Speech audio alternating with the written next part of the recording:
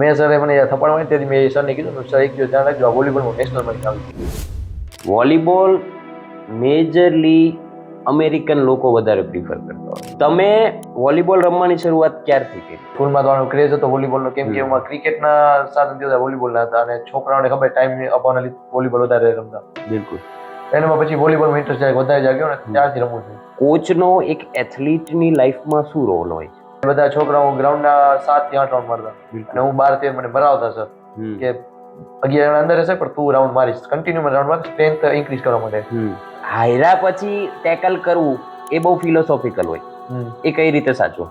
મહાભારતનો પણ શ્લોક છે કે હારું જીતવું અર્જુન તારા હાથમાં નથી, યુદ્ધ કરવું તારું કર્મ છે. તો કર્મ કરો. તમે શું કહેવા માંગતો અંજાર વિશે? અંજારથી એક પહેલેથી એક ઇમોશનલ કનેક્શન છે. વિરાટ કોહલી પણ વાત કરતો હોય છે कि वो जाड़े बात कर रहा था कि वो कच्छ में से तो समाधि है वो ज्वाइन होगी तो क्या भूकंप आ जाएगा, दुनिया खत्म हो जाएगी. ભગવાનની દયા છે કે તમને સ્પોર્ટ્સમાં અને મોડેલિંગમાં બંનેમાં ફેમિલીનો સપોર્ટ છે પૂરેપૂરો. અધરવાઇઝ લોકોને સપોર્ટ નથી મળતો. તો તમારે કંઈ એવા લોકોને કહેવું, કોઈ સલાહ આપશો તમે કે તમારા છોકરાઓને તમે જે એક્સપ્લોર કરે તે કરવા દો? તો જે છોકરો રમવામાં સારું છે ને એને તમે ભણવામાં નાખશો ને તો 2 બોર્ડમાંથી ક્યારે નામ નહીં આવી શકે. તમે વિચાર્યું નહીં હોય કે તમારો છોકરો નેશનલ રમવાની કાબિલ છે, તમે એને ખાલી 90% લેવા માટે તમે 4 દિવસ વચ્ચે રાખી બેઠા છો.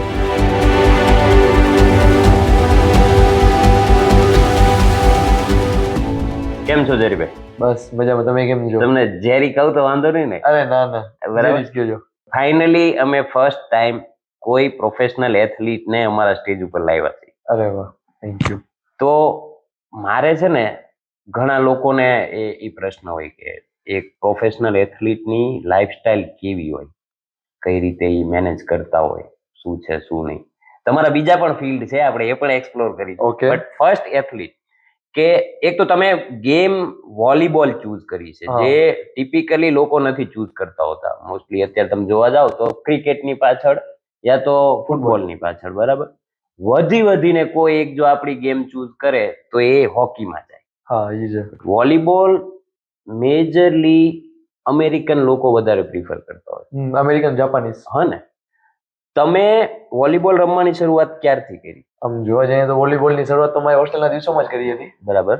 8મા ધોરણમાં જ્યારે માંડીને ખોડાપુલમાં હતો ત્યારે કહેવાય ને કે છેલ્લા દિવસો હતા ત્યારે અમારા સિનિયર બધા વોલીબોલ રમતા.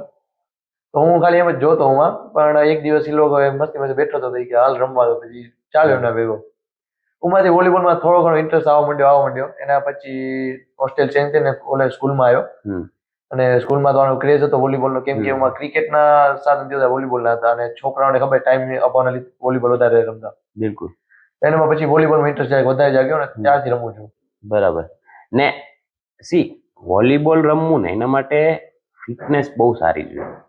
લોકોને એવું લાગતું હોય કે એક જગ્યાએ ઊભીને રમવાનું છે, બટ જે એનું ક્વિક રિએક્શન ટાઈમ હોય ને એ બહુ જ તમારો હાઈ હોવો જોઈએ. સામેવાળો ખેલાડી જો ક્વિક હોય ને તમે ક્વિક ના હો તો એ કદાચ દાંત પડી જાય આપણા.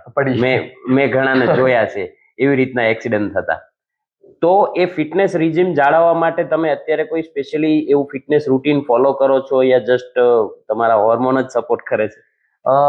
જોવા જઈએ તો અમારે જે કોચ અમને ટ્રેનિંગ આપી હતી જી, એ જ અમે અત્યારે ફોલો કરીએ છીએ. જી, મોર્નિંગનો સેશન હોય, અમે 2 સેશન હતા અમારા, પણ અમે અત્યારે મોર્નિંગનું સેશન ફોલો કરીશું.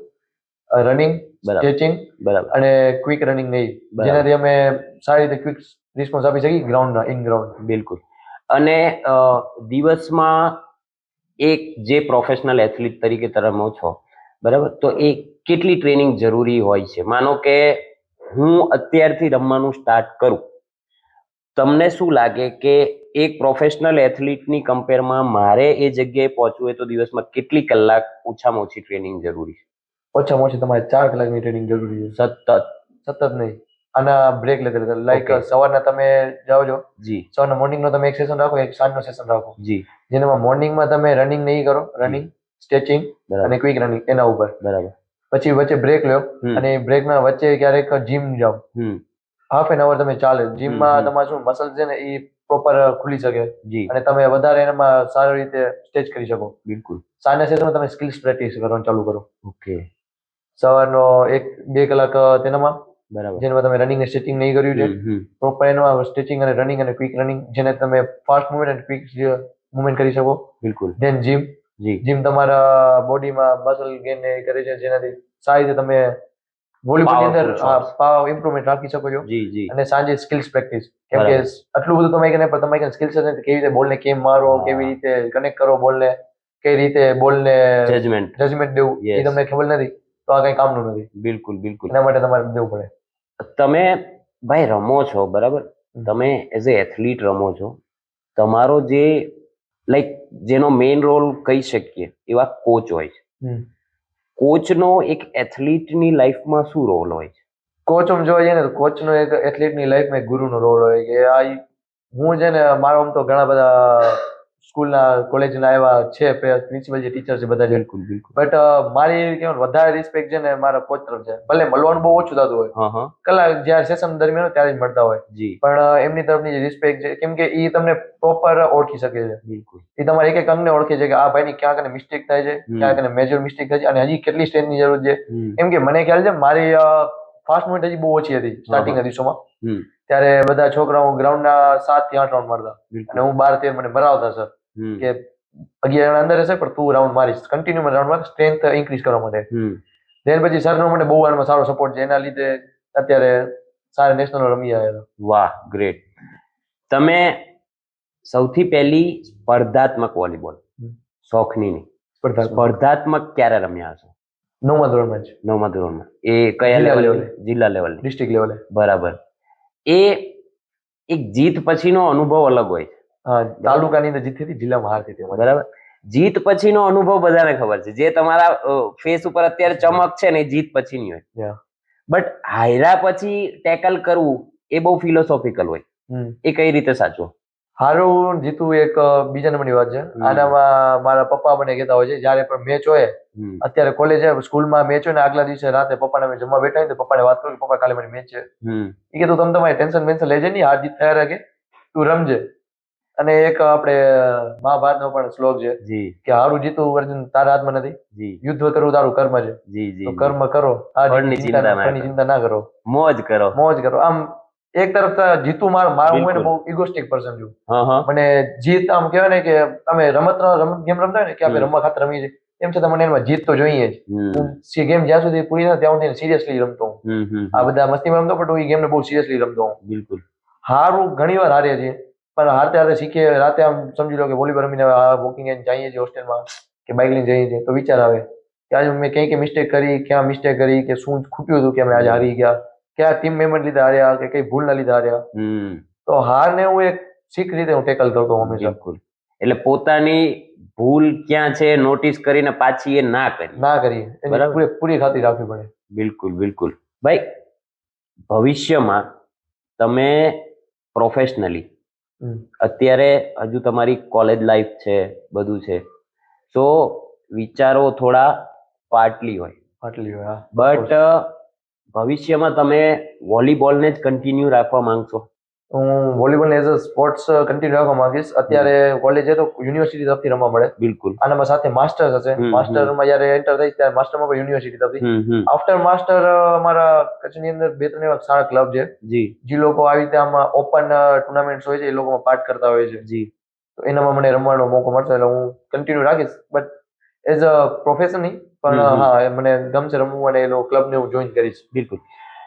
જે બીસીસીઆઈ બોર્ડ ખરું ને આપણું ક્રિકેટનું, એ વર્લ્ડમાં સૌથી અમીર બોર્ડ છે, બરાબર? અને ફંડિંગની કોઈ કમી જ નથી. તમને શું લાગે કે થોડું ફંડિંગ સરકાર જો બીજા સ્પોર્ટ્સને આપે તો ટેલેન્ટ નીકળે ખરું આપણે ત્યાંથી? ઓબ્વિયસ ટેલેન્ટ તમે વાત જાઓ એટલો નીકળે. જેમ કે તમે ગામડાનો કોઈ પણ છોકરો લઈ લો, મારાથી પણ સારો પાવરમાં અને બહુ સારી રીતે રમતો હોય, ભલે ફિનિશિંગ હજી એમને કે હજી ઇમ્પ્રુવમેન્ટ ના હોય, પણ જો એને કોઈ સારો કોચ મળી જાય, કોઈ સારો ક્લબ મળી જાય જે એને બધી વસ્તુ પ્રોવાઈડ કરે, જેમ કે કીટ છે, જમવાનું ડાયટ બધું આપે, બિલકુલ, તો એ છોકરો કેવાય ને ઇન્ટરનેશનલ સુધી પહોંચી જાય. ભારત દેશ માટે રમવાનું એ શરૂ કરી દે. સો ફંડિંગ એક મેજર પ્રોબ્લેમ ખરો ને પ્રોપર ગાઈડન્સ અને ફંડિંગ બને. કેમ કે ફંડિંગ વગર કોઈ પણ ક્લબ છે એ અલો ના કરે. એમ જ કે આપણી કને એટલો ફંડ નથી તો બીજાને કેવી રીતે હાયર કરવું, બીજાને ડાયટ નું કેવી રીતે જોવું, બીજાને કીટ, બીજાને રહેવાનું કરવાનું બધું જોવું પડે. અને ક્લબ પણ બહુ ઓછા છે વોલીબોલના તો. બિલકુલ. હા, જે ક્રિકેટ ને ફૂટબોલ નો ક્રેઝ છે એમાંથી કદાચ 10% પણ જો વોલીબોલનો ક્રેઝ આવે તો તમને શું લાગે કેવા કેવા પ્લેયર આપણે આપી શકીએ વર્લ્ડને? તો તમે વાત જાઓ તો અત્યારે જાપાન જે સૌથી સારામાં સારું વોલીબોલની ટીમ છે જાપાન, જેની અંદર એક એવો પ્લેયર છે જે અત્યારે કહેવાય વર્લ્ડના સૌથી ફાસ્ટેસ્ટ સ્મેશ મારે છે. બાપરે. એ લોકો બધેને છે ને આવી રીતના ફંડ એના લીધે, અને તમે કહ્યું છો ને આવી રીતના ટિકિટ આપે 10% મળે ને તો આપણા દેશમાંથી તમે એ લોકોને લેવલ સુધી ખેંચી શકે. કેમ કે પછી એ લોકોને ફંડ મળી ગયું છે. હવે એમને કે એ લોકોના મનમાં એ બે જ ધ્યેય હોય, ભારત માટે રમવું અને દિલથી રમવું. પૂરેપૂરી મહેનત સાથે એ લોકો આમાં રમશે. મેં અમુક વોલીબોલની મેચ હું જોઉં છું. મેં જોયું છે કે આપણા દેશમાં સાઉથના જે વોલીબોલ પ્લેયર્સ હોય છે ને બહુ જ વિસ્ફોટક હોય છે. તમને શું લાગે કે ઇન્ડિયાના કયા પાર્ટમાંથી સારામાં સારા વોલીબોલ પ્લેયર્સ આવતા હશે? કેરલા, યુપી, ઓકે, અને એમપી, 3 જગ્યાએથી. શું વાત છે? કઈ રીતે બીજા કરતા સારા પરફોર્મર હોય છે? એના બે મેજર રીઝન છે. ફર્સ્ટ ઓફ ઓલ આપણી ગુજરાતને આપણે જોઈએ તો ગુજરાતની અંદર તમને પણ ખ્યાલ છે અને મને પણ ખ્યાલ છે કે સ્પોર્ટ્સને લઈને હજી આપણા પેરેન્ટ્સ એટલા બધા વિકસિત નથી. ત્યાં કને ભણવાની લોકોને કઈ ચિંતા નથી. જે ભણે છે એ બહુ ભણે છે, નથી ભણતા ને એ લોકો સ્પોર્ટ્સમાં કોઈ પણ ચલે. યુપીમાં તો જે ભણે છે સીધા આઈપીએસ બની જાય છે. એવું બધું થાય છે. તો એનામાં એવી રીતે છે કે કેરલાની અંદર તમે કહો છો કેરલા બાજુથી, કેરલા વાળા નાના નાના અત્યારે સમજી લો ગામ છે, ગામની અંદર સ્કૂલ છે, તો એ સ્કૂલમાંથી લોકો રમત ચાલુ કરે છે અને એ લોકોને સારા એવા ફંડ મળી જાય, ક્લબ મળી જાય છે. અને ઉંમર જે લોકોને સિનિયર જે રમે છે અત્યારે સારા લેવલે, એ લોકો ખુદ એમને ગાઈડ કરે છે. બિલકુલ. રમવા ભેગા ભેગા, જેનાથી તમારા સારા સારા પ્લેયર નીકળતા આવે છે. બધા એકબીજાની આમ કહેવાય ને કે કમ્પેરમાં રાખે છે. જેમ કે હું આનાને એટલો હતો, અત્યારે આને ગાઈડન્સ આપી તો આ એક દિવસ મારી જગ્યા પર રમી શકશે. વોલીબોલમાં હાઇટનું બહુ મહત્વ હોય. હાઇટનું બહુ જ મહત્વ હોય, બરાબર. અમુક વાર પેલા યુટ્યુબ સજેશન્સમાં આવે ને, કારણ કે મને પર્સનલી વોલીબોલ ગમે. એનું લેવલ જ્યારે એકદમ જ પોઈન્ટ પર હોય ને ત્યારે અલગ ઇન્ટેન્સિટી હોય. અને સ્પેશિયલી સ્કોટલેન્ડના એટલી હાઇટના હોય છે ને કે વાત જવા દો. લેડીઝો પણ એવડા 6.2, 6.1, 6 એવા હાઇટના હોય. નોર્મલ એમ એવરેજ. અમુક હોય છે જે નેટ ને તો એમ જ ઉપર થશે. બસ હાથ ઊંચા કરે એટલે નેટ નીચી હોય. પણ મેં એક વસ્તુ નોટિસ કરી છે જે મને આજ દી સુધી સમજાણી છે. જે મિડલમાં હોય છે ને એની હાઇટ હંમેશા નાની હોય. મોસ્ટલી મેં મેજર જે ઇન્ટરનેશનલ જોતો એની જર્સીનો કલર પણ અલગ હોય. સેટર કહેવાય છે, બરાબર ને? વોલીબોલની ભાષામાં. તો એ શું કામ કે એની હાઇટ ઓછી રાખવાની બીજા બધા? એટલે હાઇટ એનામાં એવું ઓછી બધા નથી હોતી. અમુક જગ્યાએ એવું કે સેટર હોય છે ને, સમજી લો મારી કે મારી હાઇટ ના હોત ને તો હું સ્મેશ એટલા સારા પરફોર્મ ના આપી શકત. બટ હું એક જગ્યાએ જે આમાં બહુ સારામાં સારું કે સેટિંગમાં. બિલકુલ. તો હું સારામાં સારો સેટર બની શકું છું. જેની અંદર સ્ટ્રેન્થ વધારે મહત્વની હોય. તમે ભલે કહો છો હાઇટ સાથે સ્ટ્રેન્થ પણ જરૂરી છે. અને જે તમે મિડલ ના કહો છો એ લોકોને સ્ટ્રેન્થ હોય વધારે, સારામાં સારી સ્ટ્રેન્થ હોય. કેમ કે એ લોકો આમ અહીંયાથી અહીંયા જવાનું, આમથી આમ સ્પીડમાં જવાનું હોય. તો એ લોકો હાઇટ એટલો હાઇટેડ રહેશે તો એમ કઈ વાંધો ના પડે. પણ એ લોકોની હાઇટ મોસ્ટ ઓફ ધી ઓછી જ રહેતી હોય છે. તમે અત્યારે સારામાં સારા હું પ્લેયર છું, હું સારા સ્મેશ એટલે મારું કેમ કે મારી હાઇટ છે ને જમ્પ છે. સેટર એ લોકોની હાઇટ એટલી નથી હોતી ને, એ લોકો જમ્પ કરવા જાય છે ને મારો અહીંયા તો બ્લોક થઈ જાય. એ લોકો મોસ્ટ ઓફ ધી સેટિંગમાં જ ડિફેન્સમાં જ ધ્યાન દે, જેના લીધે સારામાં સારા ડિફેન્સ એ લોકો નીકળી આવતા નાની હાઇટ વાળા. ગ્રેટ. પછી એક બીજી વસ્તુ પણ મેં નોટિસ કરી જે મને મારી જિંદગીમાં ક્યારેય સમજાણી કઈ યા તો સેટર યા તો જે આગળની રોમાં હોય તે લિફ્ટર ફિંગર્સ થી કઈ ઈશારા કરતા હોય છે, આ રીતે આ રીતે આ રીતે આમ પાછળ પાછળ હાથ રાખીને. એ શું હોય? એનામાં એક ટેકનિક હોય છે. જી. સમજી લો કે સામે તમે જો ને અમે જી આપણે બંને સામે સેમ આપણે એને ટ્રેનિંગ આપવામાં આવી છે કે આ સાઈડ ત્યાં ભાઈ મારે તો બ્લોક આપીને કરવાનું છે. બટ હવે હું તમને ઈશારા કરું છું કે આમ પોઈન્ટ માં એને રો વાઇઝ હોય, જે વચ્ચે વાળો હોય છે ને એના 6 નંબર હોય, જે સર્વિસ કરે છે એનો ફર્સ્ટ સેકન્ડ થર્ડ ફોર્થ એવી રીતે. હવે સેકન્ડ વાળો છે, હું લિફ્ટર એમ કહું, જે સેટર છે હું એને એમ કહું આમ સાઈડ ઊંચો કરે છે, હું એને ઈશારાથી કહેતો 2 નંબર આવી રીતે આમ લગાડીને 2 નંબર ઉપર 2 સાઈડ ઊંચો કરે છે, તો એ સેન્ટરમાં આવી રીતે આમ ઊંચો કરે છે, આમ કરશે અને બનશે બોલ આમ સાઈડ નો. બ્લોક બધા ક્યાં કરશે? બ્લોક વાળા ચડશે આમ સાઈડ, હા ભાઈ અહીંયા કરે ચડે, આમ મારશે તો 3 જણ અહીંયા ચડશે, અહીંયાથી આ ઘા કરે છે ઓમ સાઈડ બ્લોક વાળું હશે નહીં. ટેકનિકલ પોઈન્ટ આવી ગયો. એ રીતે 1 2 એવી રીતે એ લોકો ઈશારા કરતા હોય એકબીજાને કે કઈ બાજુ આપણે મારવું છે અને કોણ ઊંચો થશે મારવા માટે. બરાબર. અને એ લિફ્ટર નક્કી કરે, કેમ કે લિફ્ટર એક એવો મેઇન રોલ નિભાવે છે કે ઈ જ્યાં બનાવી શકે ને ઉમાં કોઈ પણ અટેકર મારી શકે. સો બેઝિકલી એ એક ઈશારાથી આખા પોઈન્ટની ગેમ નક્કી થઈ જ જાય. અને 6 જણાની એ પ્રમાણે જ કરવાનું. એ પ્રમાણે જ કરવાનું. કેમ કે સમજી લો મને ખબર છે કે આ 3 જણા છે અહીંયા બ્લોકમાં છે તો હા અહીંયા ચડશે લિફ્ટ ને આગળ ને ખ્યાલ હોય કેમ કે હા. લિફ્ટિંગ કરતો હોય હા તો એ પેલા નોટિસ કરી લે કે અત્યારે હું આ બોલ બનાવીશ આ મારશે તો બિલકુલ. બ્લોક થશે પોઈન્ટ આવશે નહીં ને અમારી એક સ્ટ્રેન્થ હાલી જશે. જી એના કરતા આમ સાઈડ ની બોલ અહીંયા ઊંચો થઈ જશે અહીંયા કોઈ હા. ચડશે નહીં કેમ કે બધાને એમ લાગે આ બોલ મારશે આ પ્રેશર તો આમ સાઈડ ઊંચો કરીને માર દે તો આ ઇઝીલી પોઈન્ટ આવી જાય. આવી જાય. હમણાં જ તમે નેશનલ રમીને આવ્યા, કેવો અનુભવ રહ્યો?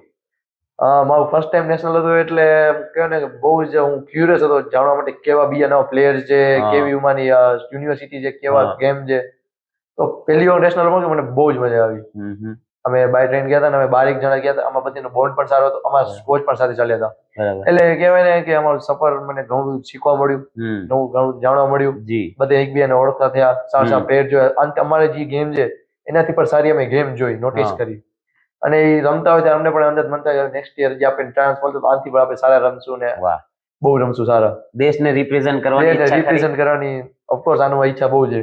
એના માટે આનો chance મળે મહેનત લાગે એટલી કરી લેવાની. તો.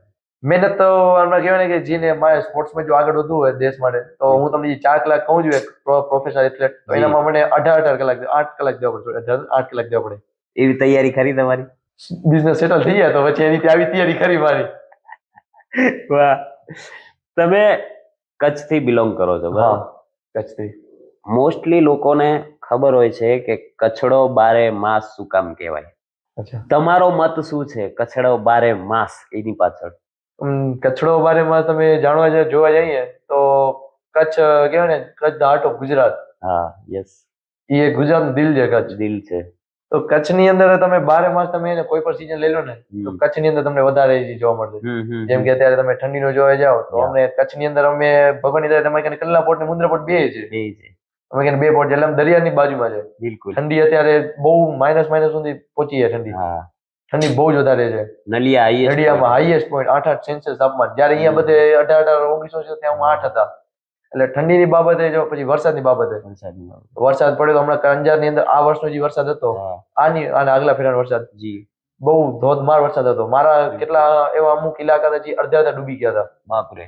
ઇવન અમારું કારખાનામાં જે ફેક્ટરી છે અમારી ઓફિસ હમ. એના અડધે સુધી પાણી આવી ગયું હતું. અમારા અમુક 2-3 ફ્રેન્ડ છે જે લોકો એવા એરિયામાં રહે છે જે ઢાળ વાળા છે જી ત્યાં થઈને અડધા પોણા ઘર ડૂબી ગયા હતા. So- 3-4 દિવસ એ લોકો બહાર હતા. એટલે એ બાબતે પછી ઉનાળા બાબતે હા, ઉનાળામાં ગરમી તમે કચ્છની અંદર જોવા જાઓ તો ઓહો 42-43 ડિગ્રી ભગવાન બચાવે. ભગવાન બચાવે કચ્છમાં તો. પણ લોકોને એ માન્યતા છે જે તમે ચોમાસાની વાત કરી ને કે કચ્છમાં વરસાદ જ નથી પડતો. એ વસ્તુ ખોટી. જો આવો તો તો વરસાદ હવે કેવો છે. ટૂંકમાં સાંભળી લેજો ભાઈ, કચ્છમાં ભૂકા બોલાવી નાખે, એક ભૂકા માળ બોલાવી ડુબાડ દે. અરે અમારે હું અહીંયા હોસ્ટેલમાં હોઉં છું તો હું હમ. ઘરે મારા જે કચ્છવાળા ભાઈબંધો બધાને ફોન કરતો હોઉં. જી હા પેલા કેવો છે વરસાદ અહીંયા વરસાદ પડે તો એમ થાય કે કચ્છમાં કેવો છે. હા, એ કે ભાઈ તું વાત જાવ દે અત્યારે વરસાદમાં ઈ કે અત્યારે ગુડા સુધી પાણી આવે છે ઈ કે કેમ નીકળું ક્યાં નીકળું ખબર નથી પડતી. એ માન્યતા ખોટી છે ભાઈ કે કચ્છમાં વરસાદ નથી પડતો. બરાબર, કચ્છમાં પાણીની કોઈ કમી નથી. કાંઈ કમી નથી. મારો અનુભવ એ છે ને ભાઈ તો કચ્છના જ છે. ઓબ્વિયસ. તમે અંજારથી બિલોંગ કરો છો. અંજારનો હમણાં જ 2-3 દિવસ પહેલા જન્મદિવસ ગયો હમ. બરાબર? તો આપ તમે ખુદ જ્યાં રહો છો અંજારમાં, અંજાર વિશે તો ભાઈ સાહેબ કેટલા કેટલા ગીતો ગવાયા કેટલા છે, ગીતો ગાવાના. કેટલો ઇતિહાસ છે. જેસલ જાડેજા, તોરાંદેનો. તમે શું કહેવા માંગશો અંજાર વિશે? આમ જોવા જઈએ ને તો મારા ઘરેથી મને કહેતા હોય છે કે તું બારે સેટલ થઈ જા બારે ક્યાંય રહે પણ ખબર નહીં મને એમ જ થાય કે મારે કચ્છની અંદર અંજાર મૂકીને ક્યાં નથી જાઉં. અંજાર તો મૂકીને કદાચ ક્યાં કે બાજુની સિટી પર નથી જાઉં. અંજારથી એક પહેલેથી એક ઇમોશનલ કનેક્શન છે અને અંજારના ઇતિહાસ જોવા જાવ તો જેસલ જાડેજા છે જી જે બારવટી હતો તો હું એની વાત કરીશ કે આ જેસલ જાડેજા હતા જે બારવટી જી એ બારવટીયામાંથી જે સંત બની જે અત્યારે સમાધિ લીધી બિલકુલ. અને અત્યારે તમે ખ્યાલ હો તો બધા અત્યારે વિરાટ કોહલી પણ વાત કરતો હોય છે कि वो जाड़े बात कर रहा था कि वो कच्छ में से दो समाधि है वो ज्वाइंट होगी तो यहाँ भूकंप आ जाएगा दुनिया खत्म हो जाएगी. તો જ્યાં સુધી મને ખ્યાલ છે તો મેં એમની જ્યાં સુધી કહાની બધી સાંભળી છે તો મને જાણવા મળ્યું છે કે જે બારોટે હતા જેસલ બિલકુલ તો ઈ જયારે તોરણમાં એમના ગામમાં ગયા હતા જી તો ઈ એટલા ખમતીદાર માણસ હતા અને બહુ કહેવાય ને અત્યારે અત્યારની ભાષામાં જોવા જઈએ તો આમ બહુ સારામાં સારા ઉચ્ચતમ પુરુષોત્તમમાં આવે. બિલકુલ જેસલ જાડેજાની વાત તો બહુ સારી જી જી કે ઈ એમાં ગયા હતા રાતે એમાં લૂંટવા માટે અને એમાં તોરણ એમાં સંતવાણી થતી રાતે જી જી સંતવાણી થતી તો એમાં એ લોકોને એક એવું હતું કે પ્રસાદી જેટલી રખે ને જેટલા જણા છે ને એટલી જ પ્રસાદી ખૂટે નહીં વધે નહીં. એ કોળિયો પણ ના વધે માણસનો. વાહ. ઘોડી શીખે પણ ખવડાવી દો ને હમ. તોરણ, તમે જે ઘોડી જેની તોરી ઘોડી, જી જી જી. તો એને પણ એને ગણવામાં આવતું પ્રસાદીમાં. એનો ના એક વધે ના ખૂટે. જી તમે એમાં પ્રસાદી બાટો હોય સંતવાણી પછી. બિલકુલ. તો રાતનો ટાઈમ, રાતનો સંધ્યાનો ટાઈમ હતો. તો જેસલ જાડે એને એમાં તોરી ઘોડી ગમી ગઈ હશે બારેથી, તો રાતે લૂંટવા માટે છે. તો એ દિવાળ કે એમાં બાણું રપીને અંદર આવી ગયા. પણ અંદર સંતવાણી થતી હતી. તો એમાં થયું એવું કે ઘોડી એમ ઉલળવા માંડી, કે ખબર કેમ અલજાણ્યો માણસ આવે તો ઘોડી ઉડવા માંડી. હવે આયરું આને આવી તમે લૂંટી તો શકીએ નહીં. બિલકુલ. તો એ શાંતિથી એમાં જે ઘાસ ને જ્યાં રાખે ને એમાં નીચે છુપાઈ ગઈ કે આ બધા જાશે સંતવાણી પતાવીને પછી હું જઈશ. તો એમાંથી યાર ઘોડી એમ ઉલળતી હતી તો સંતવાણીમાં ડિસ્ટર્બ થતું હતું. બિલકુલ. તો એક જણ ભાઈ આવી અને ખીલ્લો ડાયરેક્ટ ખોદ્યો. એમાં ઘોડીને બાંધી નાખી. ઘોડી આખી એલી ઉલળી ને ઘોડીનો ખીલ્લામાંથી ખુલ્લી ગઈ. તો એમાં જેસલ જાડેના હાથ ઉપર હાથ આમ હતા અને ઉપર ખીલ્લો આખો ખોડી નાખ્યો. આખો ખીલ્લો ખોડે માણસના મોઢામાંથી ગયા ને ચીંકારી નથી નીકળી. એવો માણસ હતો. આમ આખો ખીલ્લો ખૂટી ગયો છે, સંતવાણી ચાલુ છે, સંતવાણી પૂરી થઈ, માણસ આમ ત્યાંથી આમ નતું કર્યું, ઘોડી આમ ઉલરતી હતી શાંતિ બેસી ગઈ. ખીલ્લા અંદર આખો હાથ હતો અને માણસ તો એમાં એની જગ્યાએ આમને બેઠો, એક કણસ નથી ડરતી. એવો માણસ હતા. વાહ. તો એ જેસલ જાડે તમે જોવા જાઓ તો પછી એમાં યાર બધું પતી ગયું સંતવાણી, તો બધે પ્રસાદી બાંટવામાં આવી. તો તોરણ પ્રસાદી બાંટતા હતા. તો બધે જોયું કે તો એક કોળિયો હજી ખૂટે છે. કોઈક છે આપણા અત્યારે આંગણામાં કે જેનો આ કોળિયો બાકી છે, કોણ જે ક્યાં છે દેખાતું નથી. બધે આખામાં. તો ઘોડીનો કે આ ઘોડીનો આવી ગયો તો એક કેમ બાકી રહે. તો એને પ્રેમથી પૂછ્યું કે તમે જે પણ હોય, કોઈ પણ હોય, તમે આજુબાજુ પણ હો તો તમે આવો અને તમે અમારી આખું સંતવાણી સાંભળીએ, તમે આવીને આ કોળિયો ગ્રહણ કરો. તો એમ ગયા પણ કોઈને ખબર ના પડી. ત્યાં તો કોળીને એમાં વળી દેવા જતા હતા બીજું. તો ત્યાં જેસલ એમાંથી આમ ઊંચું કર્યું અને ઝાડમાંથી ત્યાં તોરણ આવી ગઈ. તો એનામાં પછી ભાઈના હાથમાં પેલા ખીલ્લો કાઢ્યો જેસલભાઈના, પછી એમને બધું કામ બધું કરાવ્યું, પાણી બાણી પીવડાવ્યું, બેસાડ્યો, પછી ખવડાવ્યો. તો એ કે હું અહીંયા માંગવા આવ્યો છું. તો એ કે માંગો, તમને શું જોઈએ? તો એ કે મને તોરી ઘોડી, તોરણ અને તોરી તલવાર. મને આ વખણાતી હતી એ ટાઈમમાં, એટલે એ વખણાતી હતી ને એટલે એ લૂંટવા માટે ગયા હતા. બિલકુલ. કેમ કે તમને ખબર પડે કે હા ભાઈ ગાંધીનગરમાં આ જગ્યાએ આ વસ્તુ સારી મળે છે, તમે જાશો. બિલકુલ. એવી તેને ખબર પડી કે ભાઈ આ બાજુવાળા ગામની અંદર તોરી ઘોડી છે, તોરી તલવાર છે, તોરણ નામની એક કન્યા છે, આ બધું સારું છે, તો જઈએ. તો એ ગયા, અહીંયા આવ્યા હશે, અહીંયા બારોટીઓ હતું એને તો હતું, આયા લઈને જતા હતા. તો એ ટાઈમે કીધું માંગ્યું તમે, અમે આપ્યું, દીધું. તો તોરી ઘોડી, તોરણ અને જેસલ જાડેજા નાવડી લઈને રાતના મધરાત કહેવાય. તોરણ ભગવાનમાં મારો એ બહુ સંત માણસ. તો કહેવાય ને અમારી માતાજી સિકોતરમાં. બિલકુલ. તો એ વાણવટી માં કહેવાય. તો દરિયાની અંદર એટલો બધો તોફાન હતો, દરિયાની આમ કહેવાય ને કે એટલો બધો તોફાન હતો કે જેસલ જાડેજાને 1 મિનિટ માટે એમ થયું કે મારી મોત બાજુમાં આવી ગઈ છે, કે આ દરિયો મને ખાઈ જશે, દરિયો મને ઉકળી નાખશે આખો. દરિયો આમથી આમ વણાવડી, આમથી આમ થાય, આમથી આમ થાય. રાતે વીજળીના કણકારા બોલાવે, ઉપર વરસાદ ભારે પડતો હતો. એક ગામથી બીજે ગામ કે પહોંચી શકાય જેમ લાગતું નથી. તોરણે ખાલી એક પ્રાર્થના કરી વાણવટી માને કે વાણવટી માં હું તમને આટલું રાખું છું, મને ખાલી આ એક દરિયો પાર કરાવી દો. થોડીક વાર થઈને આખો દરિયો શાંત. ત્યારે જેસલ જાડેજાને ખબર પડી કે હકીકતમાં ભગવાનની સંતવાણી કરવાનો ફાયદો શું છે. જયારે મોત તમારી સામે દેખાય ને જયારે તમને કોઈ બચાવવા માટે તમે ભગવાન આવતો હોય ખાલી પ્રાર્થના કરવાથી, તો આમ ભરભર માણસ ને આખું બદલી જાય. કોઈ પણ બારવટીયામાંથી સંતે ને ખાલી નદીના એક કિનારે ચડ્યો હતો, બારવટીયો હતો, બીજા કિનારે ઉતર્યો ને તો એને પોતાને સંત માની લીધો. અને પછી એને અમારી જેસલ જાડેજાની સમાધિ છે ત્યાં આગળ બંને સમાધિ લીધી અને ત્યારથી વખણાય છે.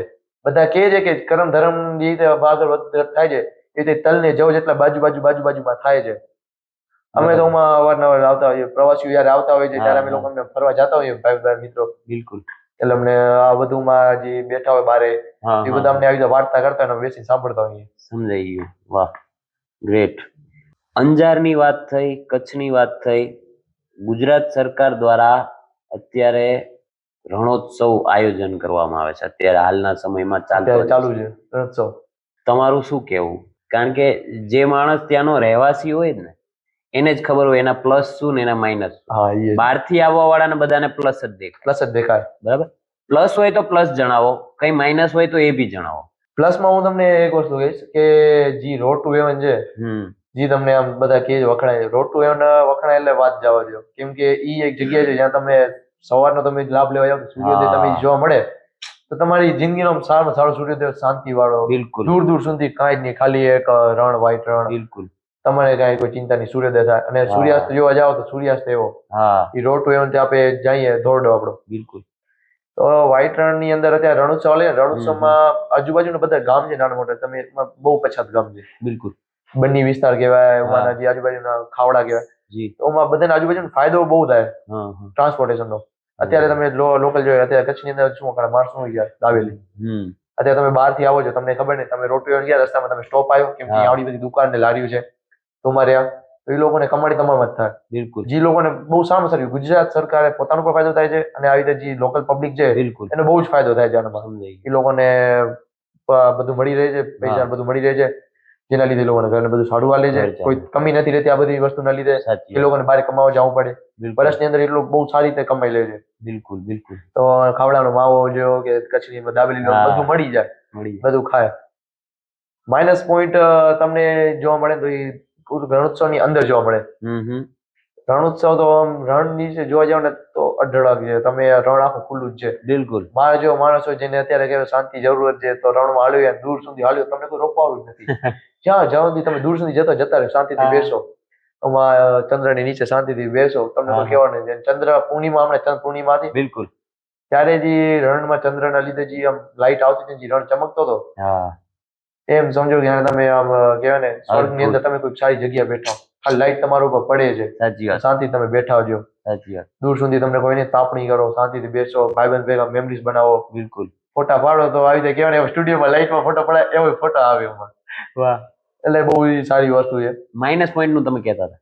માઇનસ પોઈન્ટ એક જ છે કે એમાં ટેન્ટ ની જે છે બહુ એક્સપેન્સિવ પડી જાય. હા, 10-15 એક રાતના.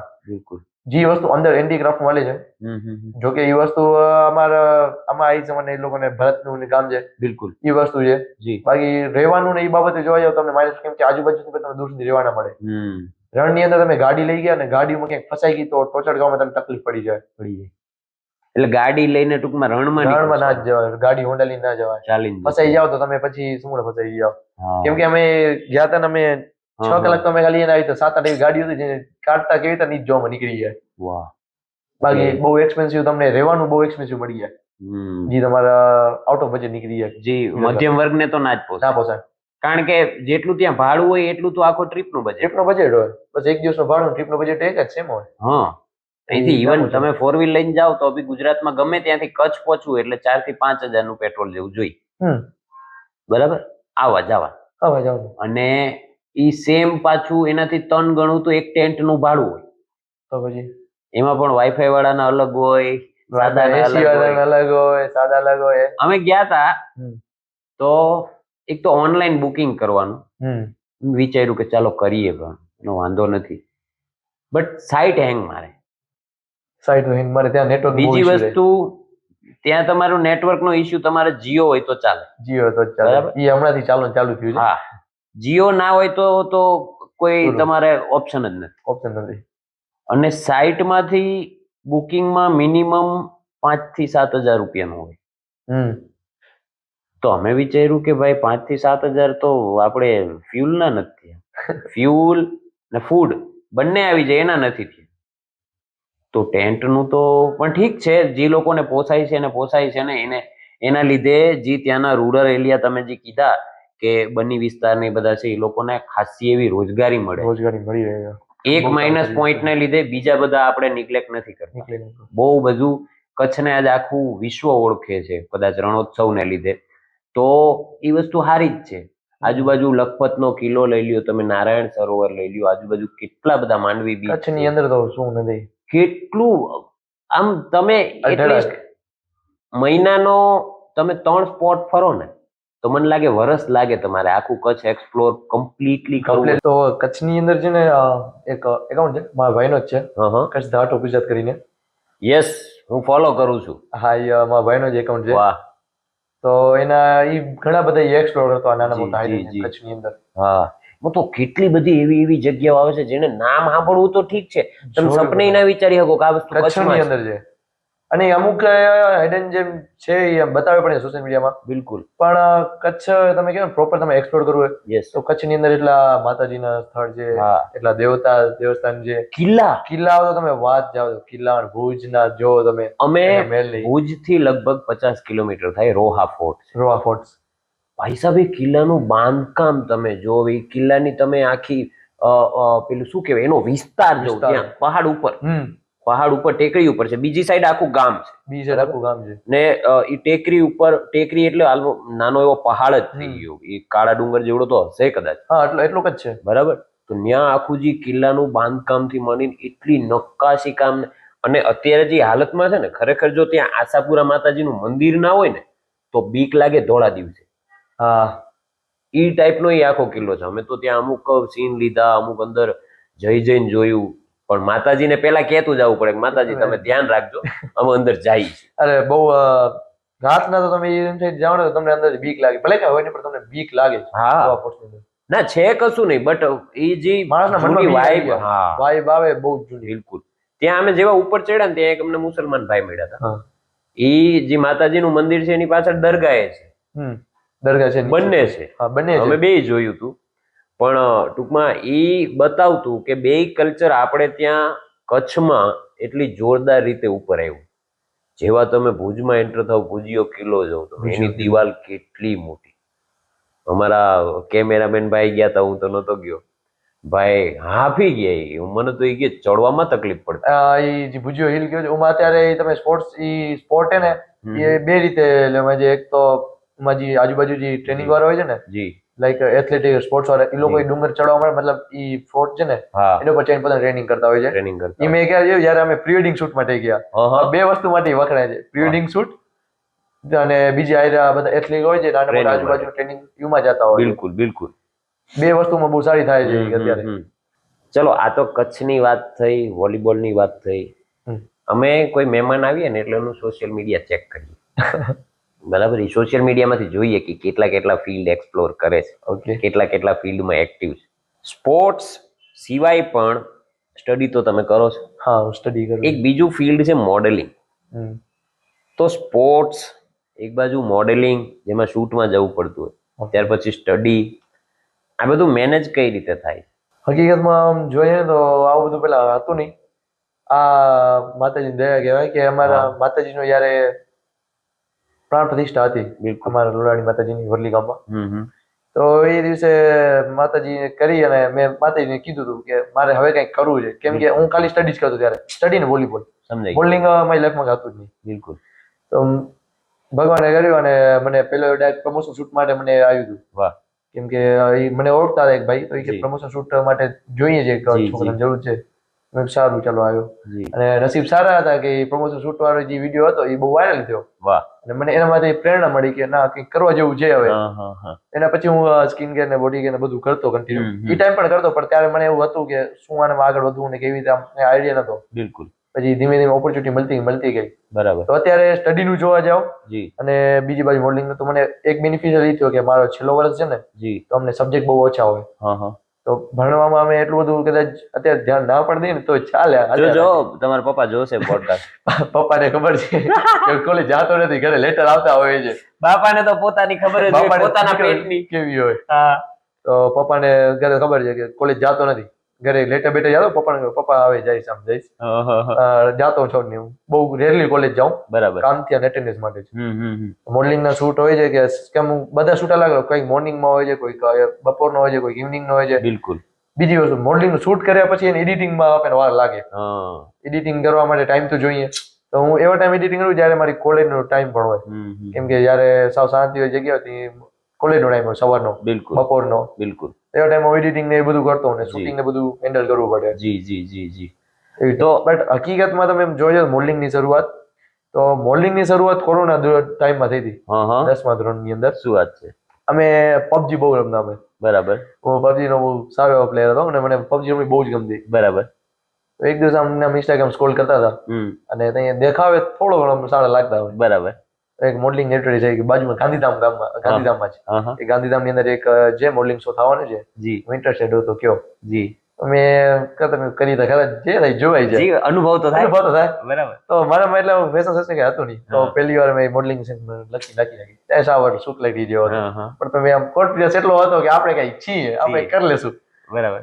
તો ગયા પહેલી વાર શૂટમાં મોડલિંગના. તો પહેલી વાર ગયો તો મારે ફેમિલી તરફથી કુટુંબ તરફથી મને બહુ સારો રિસ્પોન્સ મળ્યો. મને આ વસ્તુ મેં કીધું આ સપોર્ટ દેવા બધા સપોર્ટ સારો દે છે. બિલકુલ. કરવા જેવું છે. એ શૂટ પછી પહેલી વાર હું અમદાવાદ આવ્યો હતો. એ શૂટ પછી તો અહીં અમદાવાદની અંદર શૂટ હતો. અમદાવાદનો શૂટ પડ્યા પછી રાજસ્થાનનો શૂટ હતો. પણ તકલીફ મને વરી એમાં પડી કે આ બધું શૂટ કરતા હતા હું સારા એવા મોડલિંગ શૂટ હાલતા હતા અને 12મું ધોરણ આવ્યો. પતી ગયું કામ. બાપાનું ઠીક પણ મમ્મી તારે પ્રેશર દેવાને છે કે ભણવું પડશે તારે મોડલિંગ તો નંબર 2 ની વસ્તુ. તો મને 20 દિવસનો અમારો એક આખો કેમ્પ હતો. જે રીતે આમાં સ્પીચ વિલા જે આવે છે ને એ રીતે ટીનેજર્સ નું બધું આવવાનું હતું. 20 દિવસનો હતો એ જે ટીવીમાં શો પણ હતો. એના માટે ઓફર કરવામાં આવી હતી. પણ એક્ઝામ ને અમારા બે સેમ ડ્યુરેશનમાં હતા. મને યાદ છે કે મારી પહેલી એક્ઝામ હતી 12th ની અને આનો શૂટ બીજા દિવસે શૂટ ચાલુ થાય ને પહેલા આગલા દિવસે મારી એક્ઝામ હતી અને એક્ઝામ જ્યાં સુધી પૂરી નથી ત્યાં સુધી શૂટ પણ હાલવાનું. 20 દિવસની એક્ઝામ હતી 20 દિવસનો શૂટ હતો. તો મેં પછી કીધું કે વાંધો નહીં ડ્રોપ કરી 12માં ભણી લઈ કોલેજમાં જોયા છે ધી થશે. બિલકુલ. 12માં મેં છેલ્લો ચાન્સ મૂકીને પછી મને એટલું થયું નહીં. પછી જેમ હાલતું તેમ હાલતું ભાઈ કોલેજમાં આવ્યા ને કોલેજમાં તે વરી એમ થયું કે હવે પાછા કઈ પાછું ભૂત જાગ્યું. પાછું ભૂત જાગ્યું હવે. વાહ. નહીં પણ આ વસ્તુ ઘણી જગ્યાએ મેં જોઈ છે કે ઘણા છોકરાઓ છે ને બહુ જ સારું કરતા હોય કોઈ પણ ફિલ્ડમાં જે સ્ટડી થી અલગ હોય પણ ઘણીવાર ફેમિલી સમાજ સોસાયટીને લીધે એ વસ્તુ એને છોડવી પડે. તમે ભગવાનની દયા છે કે તમને સ્પોર્ટ્સમાં અને મોડેલિંગમાં બંનેમાં ફેમિલીનો સપોર્ટ છે પૂરેપૂરો. અધરવાઇઝ લોકોને સપોર્ટ નથી મળતો. તો તમારે કંઈ એવા લોકોને કહેવું કોઈ સલાહ આપશો તમે કે તમારા છોકરાઓને તમે જે એક્સપ્લોર કરે તે કરવા દો એમ? હા મારે પેરેન્ટ્સને તો ખાસ રિક્વેસ્ટ છે કે બધે છોકરાઓ 90% ક્યારે આવે નહીં અને જેટલી મહેનત આ લોકો કોઈ પણ એક તમે કહો છો તમારો છોકરો સારો એવો સ્પોર્ટ્સમાં હોય છે તો એને તમે સ્પોર્ટ્સમાં આગળ વધવા દો એને આગળ ભણવામાં દેશો તો તમારા ખાતર એ તમને અંદર સ્પોર્ટ્સમાં તમને ભણવામાં ધ્યાન દઈ શકશે. પણ એ સ્પોર્ટ્સમાં એટલો સારો છે કે એ તમારું નામ રોશન કરી શકશે. બોર્ડની અંદર તમને ખ્યાલ હોય સ્કૂલની અંદર 2 બોર્ડ હોય. જી. એક બોર્ડમાં બધા જેટલા વિદ્યાર્થીઓ 99% 90% લે એનું નામ હોય. જી. બીજી બાજુ છે ને બોર્ડની અંદર એને જે લોકો કંઈક સારું સ્કૂલની અંદર કોઈ સ્કૂલને લઈ આપ્યું કે આ છોકરાએ નેશનલ માર્યું આને ડિસ્ટ્રિક્ટ માર્યું અને આ કર્યું એનું હોય. બિલકુલ. તો જે છોકરો રમવામાં સારું છે ને એને તમે ભણવામાં નાખશો ને તો 2 બોર્ડમાંથી ક્યારે નામ નહીં આવી શકે. તમારું નામ નહીં આવશે. તમારા છોકરો આમ અંદર તમે કીધા તમારું કરાવી દેશે. મૂંઝાશે બહુ કે આગળ નહીં વધી છે ના ભણવામાં ના રમતમાં. મારા ભેગું પણ થયું કે મારા મમ્મીને ભણાવો તો મમ્મીને તો એમ જ હતું કે ભણી ગઈ નોકરી કરો. મારા મમ્મીને એ એક્સપેક્ટેશન થી મૂક્યો છોકરો કોલેજ જાય છે કોલેજે જાય ભણવા દે. એ ટાઈમની મને યાદ છે કે વોલીબોલ રમવા જતો ને તો હું ઘરે એમ કહેતો ને કોલેજમાં જઉં તો બહુ રાજી થતા કે આ છોકરો કોલેજમાં છે એમ કરો ગ્રાઉન્ડમાં જતું કોલેજના ટાઈમ હતા ગ્રાઉન્ડમાં શું કરે સિલેક્શન ટ્રાયલ્સ આવું છે કે વાંધો નહીં કે દઈ દે પછી ભણવામાં ધ્યાન દે છે એક્ઝામમાં ધ્યાન દે છે એટલે થોડોક ટેન્શન રહેતો કે આને મગર ત્યારે હું પણ થોડોકમાં વીક રહેતો. સમજાઈ. પણ કોઈ પણ પેરેન્ટ્સ હોય ને એને પોતાના છોકરો સ્ટુડન્ટ હોય ને ત્યારે મરજિયા નહીં કરવા દો. છોકરો તમને આજ નહીં તો કાલ 100% એવો રિઝલ્ટ આપશે કે જે તમારી આમ એક્સપેક્ટેશન થી વધારે હશે. તમે વિચાર્યું નહીં હોય કે તમારો છોકરો નેશનલ રમવાની કાબિલ છે તમે એને ખાલી 90% લેવા માટે તમે 4 દિવાલ વચ્ચે રાખી બેઠા છો. વાહ. જે છોકરો 4 દિવાલને લાયક નથી જેને 4 શહેર ફરવા જાય એને તમે 4 દિવાલ વચ્ચે રાખીને શું કરી લેવાના? જેને 4 શહેર ફરવા જાય અને તમે એમ કહો છો કે ના તું ભણ તું ગણ તું નોકરી કર તું એન્જિનિયર બન એ યાર સારું એન્જિનિયર નહીં બની શકે. નહીં બની શકે. એ કાંઈ નહીં કરી શકે. એ પુલ બનાવશે એ પડશે. એક્ઝાઇટી ડિપ્રેશનનો શિકાર રહેશે. ખરેખર લિટરલી આવી વસ્તુ તમે સોશિયલ મીડિયા સાથે પણ કનેક્ટેડ છો સારા એવા કનેક્ટેડ છો બરાબર.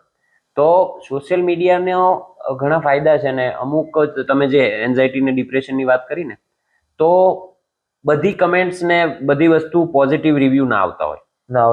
અમુક વાર નેગેટિવ કમેન્ટ્સ પણ આવતી હોય બરાબર. આપણે બધા એ વસ્તુ ફેસ કરેલી છે.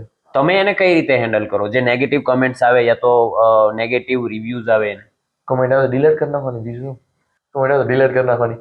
રાતે હું શું મને તો ખ્યાલ આવે રાતે અમુક આવો નેગેટિવ વાળા રાતે જાગતો રાતે જ આવો એક રીલ આવતો કમેન્ટ નાખે તો સવારે ઉઠીને મારા ભાઈબંધ હોય જેથી કોમેન્ટ આવી કોઈક ની આવી મેં કીધું શું વાત કરે બતાવો પછી જ્યાં હું રીલ ગોતું રીલમાં કોમેન્ટ ગોતો ડિલીટ કરી નાખું.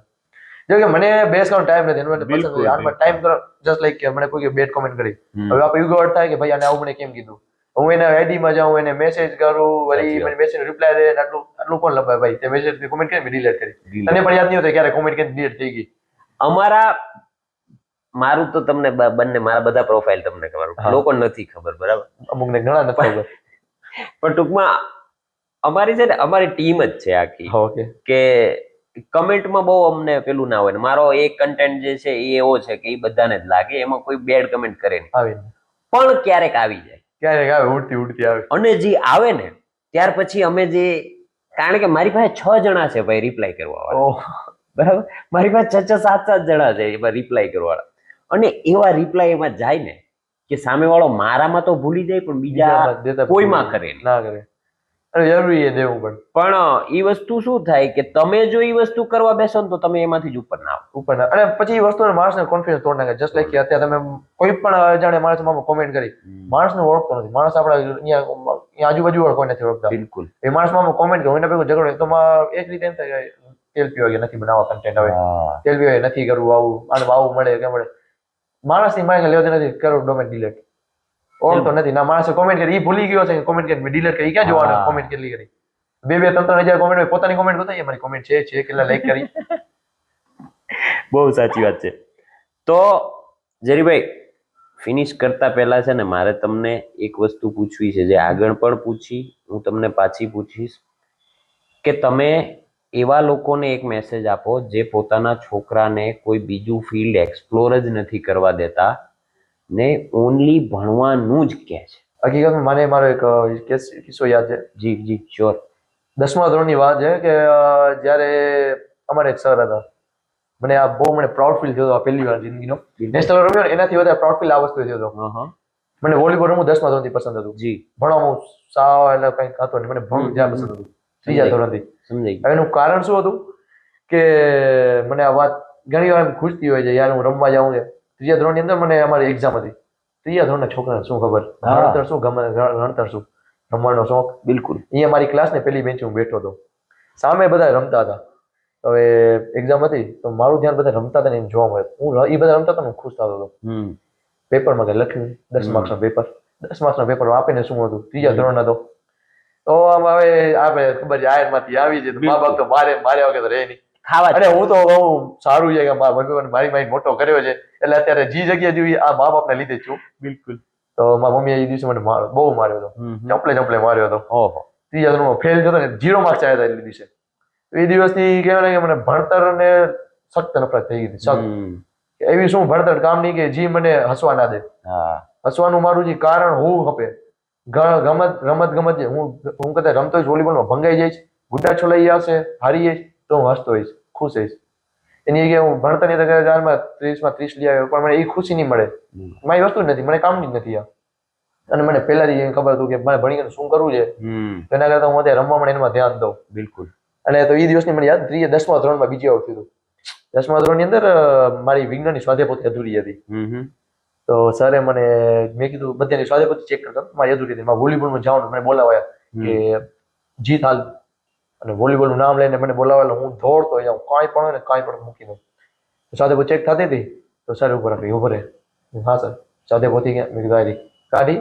સર એ કે અધૂરી છે. મેં કીધું તો પૂરી નથી. સરે થપ્પડ મારી બેસાડી રાખ્યો. એ સરની થપ્પડ મને યાદ છે કે સરે થપ્પડ મારીને બેસાડી રાખ્યો કે આજ મતલબ એ કે તને વોલીબોલ જવા નહીં દઈએ અમે, અને તને જ્યાં સુધી તોફાની હતો એટલે બધાને ઓળખતા હતો. બિલકુલ. બધા ઓળખતા હતા, એટલે તને કે વોલીબોલ જવા નહીં જતા, બધી બુક્સ પૂરી નહીં થઈ જાય, સ્વાધ્યાય પોથી પૂરી નહીં થઈ જાય, સારા માર્ક્સ નહીં આવે ત્યાં સુધી તને વોલીબોલમાં જવા નહીં મળે. તો વોલીબોલ મને ખાલી સ્કૂલમાં રમવા મળે, સોસાયટીમાં રમવા મળે નહીં. તો વોલીબોલ રમવા માટે સરે રોકી રાખ્યો કે તને જ્યાં મળે. મેં સરે મને થપ્પડ મારી, તેથી મેં સરને કીધું સર એક દિવસ ધ્યાન રાખજો, આ વોલીબોલમાં નેશનલમાં આવીશ. સરે થપ્પડ માં બેસાડી રાખ્યો. એ દિવસે મને બહુ ખૂટ્યું હતું કે આમ રોકો ના જોઈએ કોઈને પણ. માણસ જયારે આગળ વધતો ને ત્યારે રોકો ના જોઈએ અને એપ્રિશિએટ કરવું પડે. વાંધો દીકરા સ્વાધ્યાય પોથી જતું રહીએ ને, જતો રહે રમ્યા. મેં ખુશ કેટલો થતો એ દિવસે. સરને જો પેલા સર મારી નજરમાં એક તો ઊંચા આવી ગયા કે ભાઈ સરે મને જવા દીધો, આવી રીતે સર બધા જેમ કે રમતો. બીજી વસ્તુ કે મને ભણતા હતા હજી એટલી નફરત ના થતી, સ્વાધ્યાય પોથી માટે મને રમણ ના પડી ત્યાં મને વધારે બહુ તકલીફ પડી. તે દિવસે સરને કીધું સર નેશનલ રમીને આવીશ. નેશનલ રમી આવ્યો. શું નામ હતું સાહેબ? વિષ્ણુ ગઢવી. કહી દેજો ને વિષ્ણુ સર ને. વિષ્ણુ સર ગઢવી. સાહેબ તમે કદાચ ત્યારે રોયકો ના હોત ને તો તમારી પ્રત્યે પ્રેમ વધારે હોત, પ્રેમ વધારે હોત 100%. પણ ઈ ચેલેન્જ ત્યારે લીધો ના હોત, ચેલેન્જ ના લીધો હોત મેં, ચેલેન્જ લીધો ના હોત, પણ ઈ Challenge ના ચેલેન્જ લીધો. લઈને આજ તમે અહીંયા બેઠા છો. એ તો બીજો લેવલ પણ મેં ત્યાં લીધો હતો કે મારી કાબિલિયત હતી, હું કાબિલ હતો. વાહ. અને એક તમે મહાભારત ને બધે બહુ જોઉં મહાભારતની, એની અંદર જયારે અર્જુન છે એના કૃષ્ણ ભગવાને કે એના મમ્મીએ કોઈ કીધું મને ખ્યાલ નથી કે અર્જુન તારી કાબિલિયત સાચા સમય પર બધીની સામે આવશે. હા. તો મને એમ થયું એ દિવસે મેડમ મને એને મને રમણ પૂરેપૂરું, હું 6 જણા જે રમતા હતા ને 6 જણે ટક્કર દઈ શકું એવો સારો પ્લેયર હતો. તો મને ટીમની બહાર રાખતો ને પાણી ભરવામાં રાખતા. ત્યારે એમ થતું કે 6 જણ ટક્કર દઈ શકું છું, પણ આ લોકો મને રાખતા નથી હકીકતમાં. તો એમ થયું હતું કે આ લોકોને બતાવીશ કે તમે 6 કરતા સારો પ્લેયર નેશનલ રમીને આવી શકીએ એકવાર. તો એ સરે મને નેશનલ રમવા દીધો ને, હું નેશનલ રમીને આવ્યો, બેઠો હતો શાંતિથી. મેં કીધું કે સરને યાદ કરી હવે આ દિવસ હવે આવી ગયો છે. હું દિવસની સખ્ત રાહ જોતો હતો. સરના નંબર હતા ને તો સ્કૂલ ગ્રુપમાંથી કાઢ્યા. મેં કીધું સર ઓળખાણ પડી? એ કોણ? જીત બોલું, બરાડિયા જીત. એ હા બોલ બોલ બેટા. મેં કીધું સર 10મા ધોરણમાં યાદ છે મેં તમને કીધું હતું કે હું નેશનલ રમીને આવીશ? ક્યાં વાત. સર એ કે હા યાદ છે. મેં કીધું સર હું નેશનલ રમી આવ્યો. સાહેબનો શું જવાબ હતો? સર કે વાહ, એ કે ખૂબ ખૂબ, એ કે આગળ વધો, એ કે અમારી કે મતલબ સર બહુ એપ્રિશિએટ કરતા હતા. પણ સરને ખબર હતી એ દિવસે મને થપ્પડ મારી હતી. સર મેં આ વસ્તુ યાદ ના કરી, સર તમે મને થપ્પડ મારી હતી. કેમ કે મેં કીધું કે સર મેં કીધું કહી દઉં. સરને મેં કીધું હતું, મને સરને પણ યાદ હતું, મને યાદ હતું. હા હા, કે આવી વસ્તુ તમને બહુ યાદ રહે, નાની વાત. બિલકુલ. તો સર કે હા એ બહુ સારું કહેતું, આગળ વધો, એ આગળ વધતો રહે આમ તેમ ને. પછી જે ફોટો હતો ને એ મારા કોઈ ભાઈબંધ છે, એ તો સ્કૂલ ગ્રુપમાં પણ રાખ્યો. જીત રાજે છે નામ રોશન કર્યું આમ આઈ સમાજનું. વાહ. નેશનલમાં. ગ્રેટ. અને એ સર એ દિવસે એ ટાઈમ પર સારું હતું કે એ વોલીબોલના ગ્રાઉન્ડમાં હતા સર, અને છોકરાઓ સામે રમતા હતા. તો સરે છોકરાઓ બધાને કીધું કે આપણે સ્કૂલનો એક છોકરો નેશનલ રમી આવ્યો આમ તેમ ને. પછી પ્રાઉડ લેતા હતા. પછી પ્રાઉડ સર લેતા હતા કે બહુ સારું કે. અને મને પણ આ મુમેન્ટ બહુ પ્રાઉડફુલ થયું કે કોઈને કીધું હતું ને મેં આજે પૂરું કર્યું. ભલે ને 5 વર્ષ લાગ્યા, તો 5 વર્ષ મેં પૂરું કરી દીધું એમને. બિલકુલ બિલકુલ બિલકુલ. થપ્પડનો જવાબ મેં સક્સેસ લઈને કીધું. તો આ હતા ઝેરીભાઈ, જે નેશનલ લેવલના વોલીબોલ પ્લેયર પણ છે, મોડેલિંગ પણ કરે છે, સાથે સાથે સ્ટડી પણ કરે છે. મારે અત્યારે જે મા બાપ પોતાના છોકરાઓને પ્રેશર આપીને ભણાવવા માંગે છે એને એટલું જ કહેવું છે કે તમારું બાળક તમે વિચારો છો એની કરતાં 1000 ગણું વધારે ટેલેન્ટેડ એન્ડ કેપેબલ છે, બટ તમે એને ઉડવા માટેના પાંખ તોડીને એને ચાલવા માટેના પગ ફિટ કરી દો છો, જસ્ટ બીકોઝ કે તમારે એને ભણાવવું છે. ભણો ભણો ભણો, ખોટું નથી, બટ જે પ્રેશર છે એ સાચું પણ નથી. આજે જે ઝેરીભાઈએ કીધું તે વાત મગજમાં રાખીને તમારા બાળકને થોડી સ્પેસ આપો, એને જે કરવું છે એ કરવા દો. ફરી મળશું નેક્સ્ટ એપિસોડમાં. જય શ્રી રામ, જય શ્રી કૃષ્ણ. લાઈક, શેર અને સબસ્ક્રાઈબ કરતા રહેજો.